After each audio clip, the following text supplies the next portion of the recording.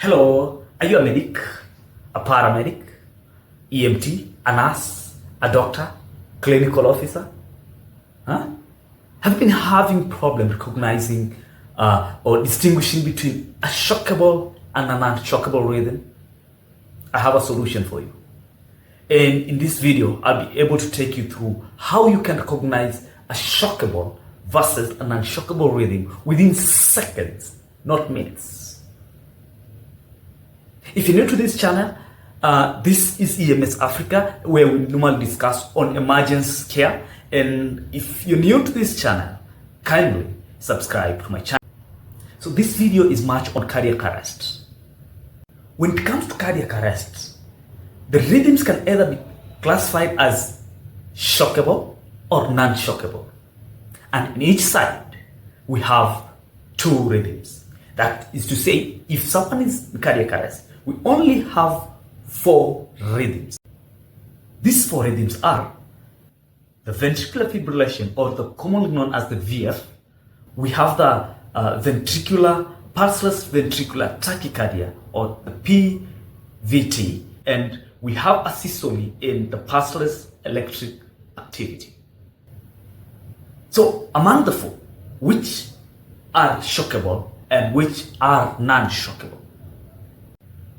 One of the key things that you need to understand as you're trying to name this rhythm, remember we said the patient must be in cardiac arrest, that you must verify that there is no pulse for you to name this rhythm. Because if you have a pulse, then the name will be different. Ventricular fibrillation, or what we commonly known as VF, and pulseless ventricular tachycardia, these are shockable rhythms. But asystole and pulseless electric activity, these are non-shockable rhythms. One of the things is, how do you identify that? That's which is the most important thing. So I want us to start with the shockable rhythm. So under the shockable, we said we have the ventricular fibrillation, or the VF, and on the other hand, we have what we call pulseless ventricular tachycardia, or PVT.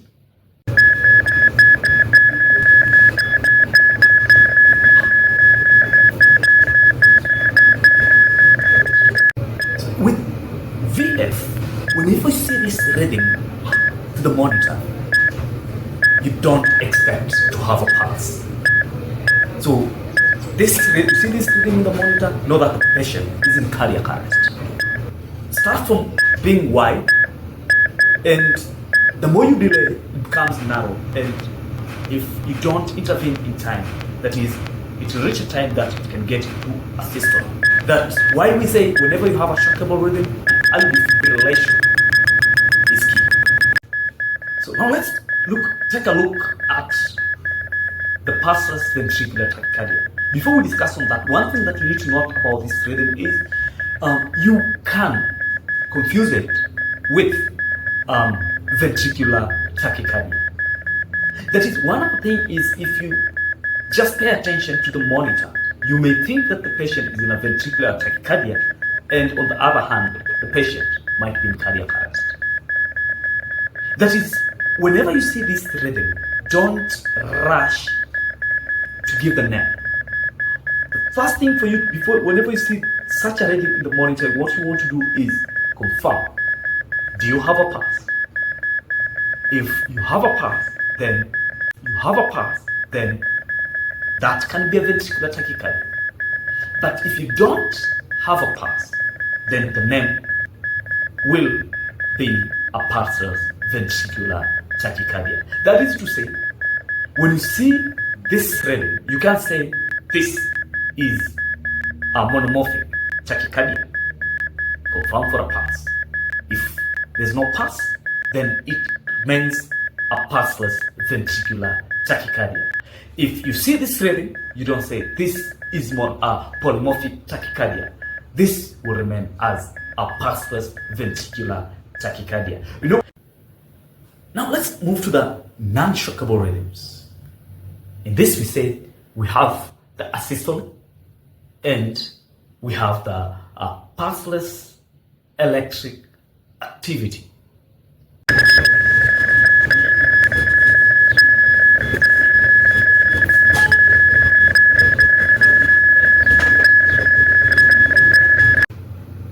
When you have the systole in the monitor, there are two things.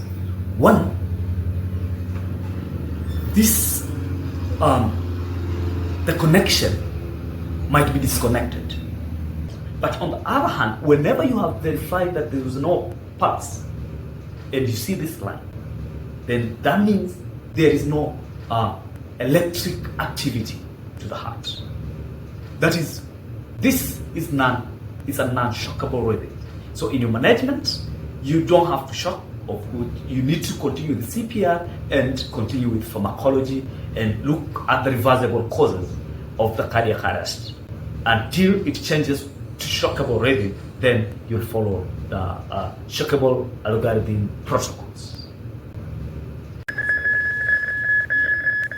For the PEA or pulseless electric activity, whenever you have any rhythm and you've ruled out that it is not asystole, it is not a VF or ventricular fibrillation, or it is not a pulseless ventricular tachycardia, and you don't have a pulse.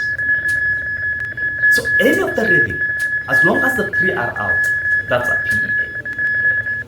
In this rhythm, you expect to have a pulse. Any organized rhythm that you expect to have a pulse, but there's no pulse, and you've ruled out neither of the three, then this is a PEA. What you need to note under PEA is that we don't have a problem with the conductivity of the heart.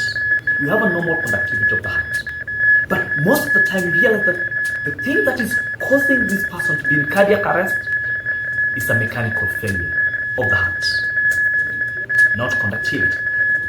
So your main job when you have the PEA is to troubleshoot, or you need to find out what is the mechanical failure. What is causing the mechanical failure of the heart? So you want to rule out of those reversible causes. You expect this when you have cardiac tamponade. You expect to have this when you have tension in motor. You expect to have this in hypovolemia, hypoxia, numbness. That is, whenever you have this rhythm, the question should be, what is causing the mechanical failure of the heart? So as you're doing the CPR, also rule out that. Yes, thank you very much. I think this video has been so helpful to you. And if you really like the video, as I said, we still have other discussion on how to analyze each rhythm, basic concept on ECG, on how to analyze the rhythm. We'll be also discussing in another video. I'll be discussing on how to recognize tachycardia, and a third video I said we'll be seeing on how you can recognize the types of bradycardia.